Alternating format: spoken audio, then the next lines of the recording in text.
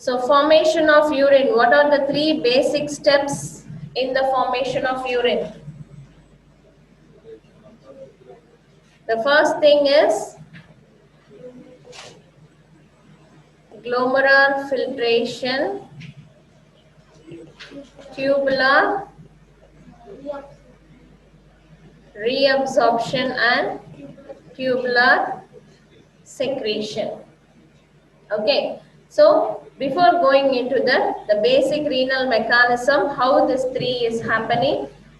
Regarding glomerulus, afferent arteriole, efferent arteriole, just now we have seen, so it is bringing blood into the nephron. And from the glomerulus, the contents now filtered. The glomerular filtrate is now entering into the tubular portion. It includes all the electrolytes, all the sodium, potassium, magnesium, glucose, water, everything except plasma proteins. Now, this is the vasa recta system which I have told. See, afferent arteriole, and you also have the blood supply over here. Okay. So, this vasa recta, what it is doing, this will be now isotonic, hypertonic or hypotonic.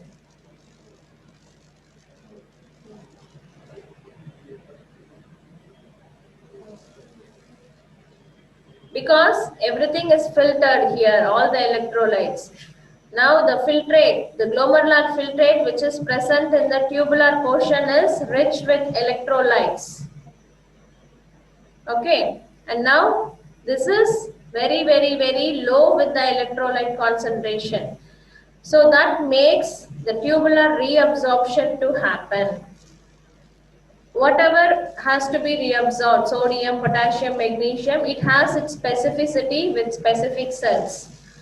Proximal converter tubule will give the reabsorption for a specific substance. We will see all this now.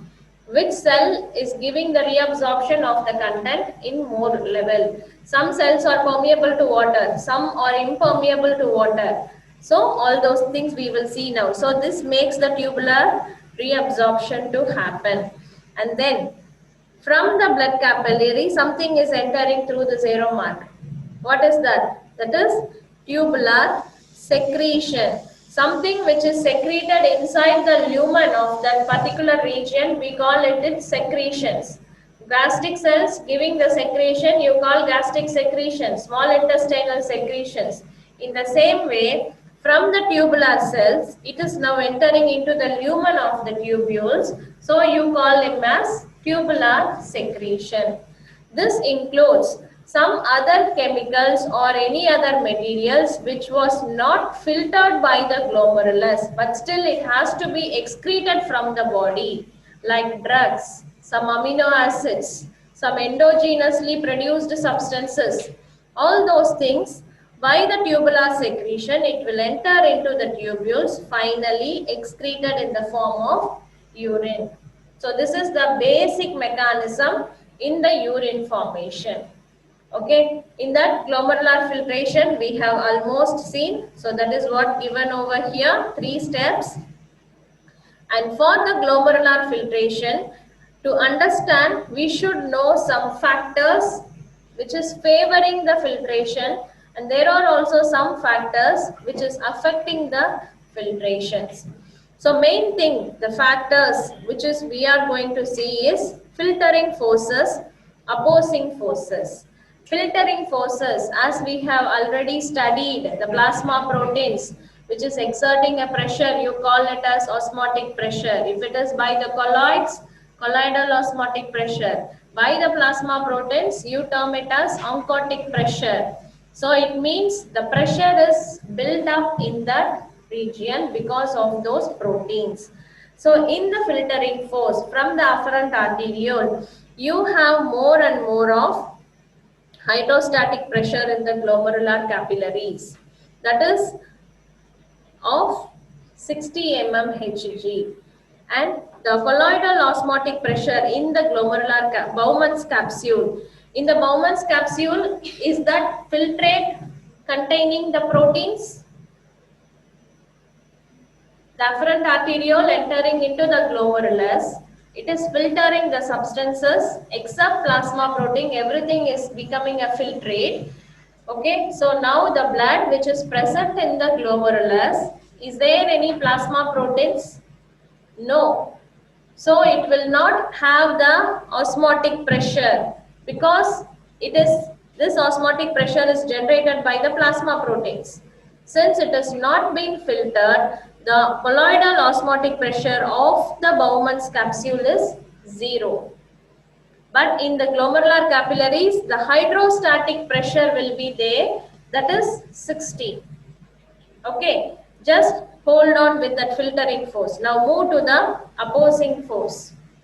So before, the colloidal pressure in the Bowman's capsule is 0.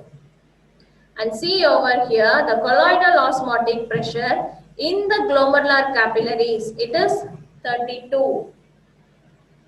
Okay, in the Bowman's capsule, where the afferent arteriole entered and filtered do not have the plasma proteins, so this is 0. But the capillary afferent arteriole is containing the plasma proteins. It is still in the process of filtration. So you have some plasma proteins. Those proteins exert a pressure that is 32. And the hydrostatic pressure of the filtrate in the Bowman's capsule, because the substance is moving from high pressure of afferent arteriole into the low pressure zone of tubular portion. So it is not having the high pressure zone. The afferent arteriole is having the high pressure zone. So the hydrostatic pressure in the filtrate, that is in the Bowman's capsule, it is less when compared over here 60, here only 18. Okay, so this is the filtering force, this is the opposing force. When you calculate the net filtering pressure, filtering force minus opposing force. Filtering force you have 60 plus 0. And here it is 32 plus 18. It is nearly around 50. So 60 minus 50, you will get 10 mmHg of the pressure. This difference between the filtering pressure and the opposing pressure of 10 mmHg, even though if it is less, but there is a difference, higher of filtering pressure than the opposing pressure. This pressure difference makes the blood flow from the afferent arteriole to the filtration to make the glomerular filtrate. Okay, clear? So this hydrostatic pressure, osmotic pressure, remember between the glomerulus, between the filtrate, between the Bowman's capsule. This is the most important concept you have to understand if you get any complicated workouts in the exam.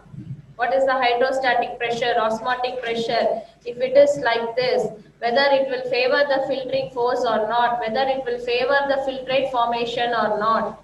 Okay, so this is the basic mechanism behind that.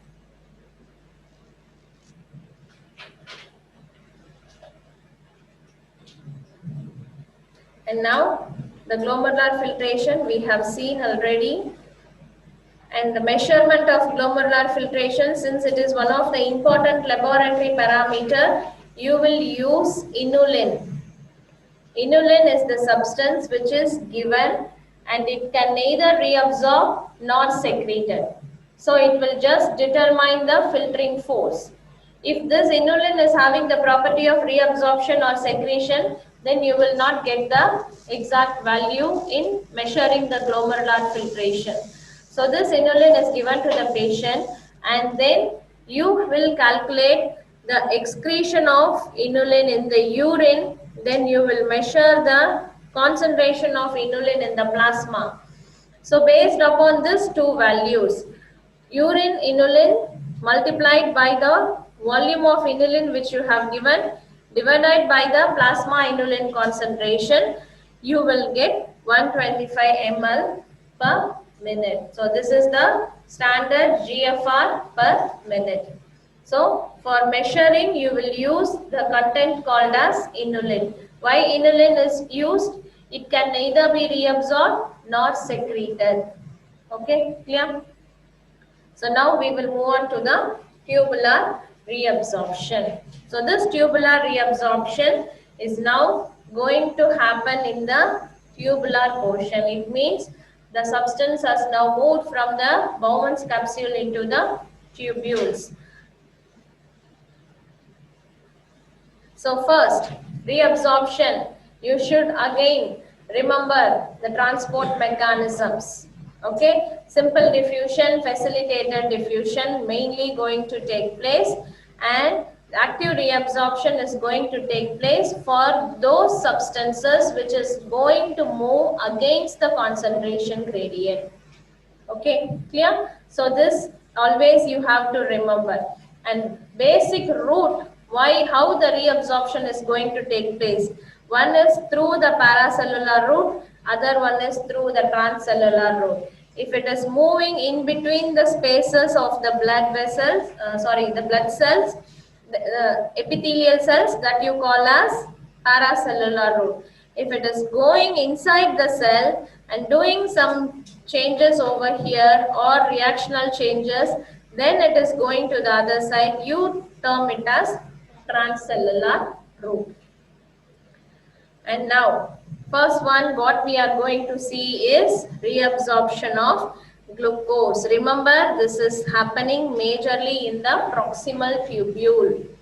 Okay, for this you want sodium glucose transporter and glucose transporter. And this is the lumen of the tubule. This is the blood, vasa recta. Okay, clear? So now we are going to reabsorb the glucose from the tubule into the blood because it has filtered. So now the transporter, two transporters we have seen, SGLT and GLUT. SGLT means sodium glucose transporter, which is present in the inner side of the cell where the lumen is seen. So from the tubule, the glucose is transported along with the sodium. It is sodium glucose transporter. Glucose will never move alone. Okay, so sodium glucose transporter is bringing the sodium inside from the lumen into the proximal converter tubular cell. Then through the help of GLUT, the glucose is going into the blood along with the sodium. In order to maintain the equilibrium, this is happening with the help of potassium exchange. Okay, so this is how the reabsorption of glucose is taking place. And there is a drug called as fluorescein which blocks these transporters. So in those cases, sodium cannot be reabsorbed and the urine will have rich concentration of glucose. So you term it as renal glycosuria because of the fluorescein which blocks the transporter. The GLUT and SGLT will be blocked. So glucose will just accumulate in the tubule and it will be excreted in the urine. Okay, clear?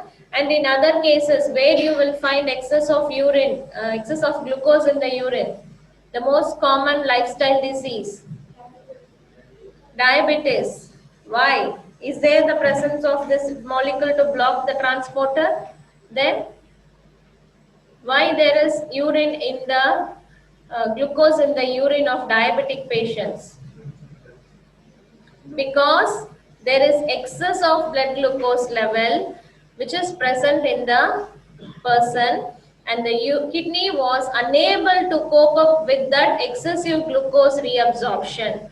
So it will reabsorb only to the required level. The rest of the glucose which was giving the diabetic condition, that will be excreted in the urine. So this is the reason why the urine of the diabetic patient is having glucose.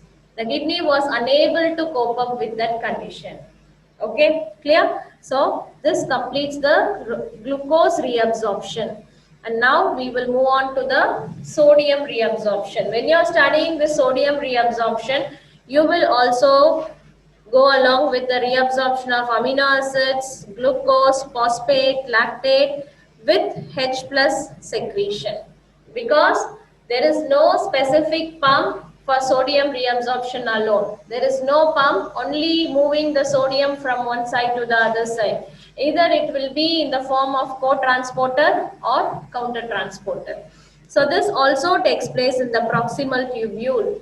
It means sodium will also bring water along with it. So the proximal tubule is permeable to water. Okay, so same thing from the lumen into the blood. Understand that concept clearly. So sodium glucose co-transport, sodium amino acid co-transport, and sodium phosphate or lactate or citrate co-transport, and sodium H plus exchanger. Okay, clear? So in all these cases, when sodium is being reabsorbed, this exchanger will keep on giving one H plus in order to maintain the equilibrium of this particular cell. Always the electrolyte balance will be maintained. Okay, no need to, you have to do specific mechanism to maintain. It will automatically do its maintenance. If 3 sodium is coming over in this mechanism, 3 H plus will be going into the lumen. So this kind of movement of molecule from the cell into the lumen, you call it as secretion. So something is getting secreted into the lumen of the tubule. So it is secretion. So this is how the sodium reabsorption is taking place. Okay, there are so many mechanisms, but it is very easy if you understand. So first, this one we have seen in the proximal tubule, and this one in the thick ascending limb. Okay, so this thick ascending limb is now also doing the reabsorption of sodium with the molecules of chloride. Okay, clear? So here sodium is reabsorbed, and then 2 molecules of chloride is also reabsorbed from the lumen into the cell, and from the cell, because of the maintenance of electrolytes, the potassium leaky channels is giving the positivity outside. Okay, and then in order to maintain the equilibrium, this chloride is going out through the leaky channels, and again the potassium sodium exchange is happening to give it back to the blood vessels. So the thick ascending limb, proximal tubule, both are now involved in the sodium reabsorption. And now going to the water reabsorption. So this water reabsorption, 99% are reabsorbed except in the thick ascending limb. Okay, and this water reabsorption will take place in 2 forms. One is obligate reabsorption, the other one is facultative reabsorption. Obligate reabsorption is happening in the proximal tubules that constitute 65%, where the reabsorption takes place along with the sodium unsolutes. Okay, and facultative reabsorption, in the sense specifically this is going to work for the water alone. That is in the distal converter tubule and the collecting duct. Yesterday we have seen in the posterior pituitary hormone ADH. So this facultative reabsorption only going to work for the reabsorption of water, and this will reabsorb water only in the presence of ADH. If there is no ADH, it will not reabsorb the water. If there is excessive ADH, what you call it? Sorry, if there is ADH deficiency, what you call it?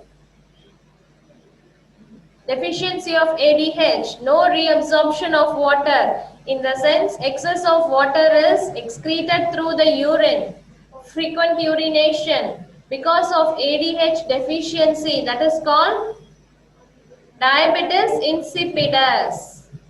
Okay, so in other cases, the reabsorption is taking place in obligatory manner along with the solutes, along with the sodium. But only in the distal converted It is happening through the aquaporin channels only in the presence of ADH. Those aquaporin channels, as the name, it gives porosity for the aqueous molecule. Only in the presence of ADH, it will open the channel. This is how you will have that mechanism. Once when the ADH binds with the, this is distal converted tubule collecting that. It binds with the specific receptor, the ADH, then it converts the second messenger that activates the protein kinase doing the phosphorylation and results in the opening of the aquaporin channels, water reabsorption occurs. Okay, clear? So next we will move on to the other reabsorption, bicarbonate reabsorption. Always if the term bicarbonate comes, the same carbon dioxide joins with the water and form bicarbonic acid, and it will split into bicarbonate and H plus. This happens in the presence of enzyme carbonic anhydrase, and this is taking place also in the proximal tubule. And in order with the sodium H plus exchanger, sodium is coming and whatever H plus formed over here is secreted. So remember, in two places we have seen H plus secreted into the lumen of the tubule. Okay, and again this bicarbonate is filtered back, and then now it is going back to the blood vessels. So this is how the bicarbonate reabsorption is taking place. And the calcium reabsorption, it occurs in the proximal converted tubule along with the sodium. And another significant thing which you want for the calcium reabsorption is parathyroid hormone. Parathyroid hormone, its role is to increase the serum calcium level, and this will be decreased in the calcitonin. Its role is to decrease the serum calcium level in the sense it will either excrete in the urine or it will give the calcium in its depositor tissues like bones, teeth and other things. Okay, clear? And then chloride reabsorption, no specific significant mechanism, just to know along with the sodium, and then sodium, potassium, chloride symport, it will also happen, and this will also happen in exchange with the bicarbonates like chloride shift mechanism. So in order during the exchange of bicarbonates to maintain the equilibrium, the chloride reabsorption will also happen. For potassium reabsorption also, proximal converted tubule along with the sodium you will have maximum of potassium reabsorption, and this reabsorption increases if the dietary intake of potassium is high. Also if there is high aldosterone content. Okay, when the aldosterone is getting the signal, also during RAS system. In those significant cases, the reabsorption of potassium will be more. And creatinine reabsorption, which plays a major role in most of the laboratory parameters. This happens in the proximal converted tubule. The reabsorption is decreased in some conditions like thyrotoxicosis, if there is malnutrition for a chronic period of time, and severe diabetes and some myopathies. In case of myopathies, more and more of degradation of the muscle cells resulting in the release of muscle protein creatinine. So that will be increased. Okay. And urea reabsorption plays a major role if the kidney is not functioning properly. If the urea is excess in our body, it causes toxicity.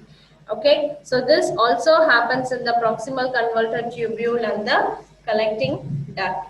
So this is the hormones, whatever we have seen and how it is having its role in the tubular reabsorption. So this one you can just view at the last moment revision point. Okay, clear? So now we will go to the tubular secretion. Tubular secretion, already we have seen the H plus secretion during reabsorption process. So along with that, some other selective substances and other unwanted substances has to be removed from the blood circulation. That is like endogenous substances which we have seen now, the H plus, potassium, uric acid, creatinine, all these are endogenously produced because of the end product of the metabolism of each cell. And some exogenous substances like drugs or any other phenol substances, penicillins which you are taking, those substances will also get secreted and finally excreted through the urine. Okay, clear. So this completes the formation of urine. Okay, clear. So from this we will complete the renal system. Now we will move on to the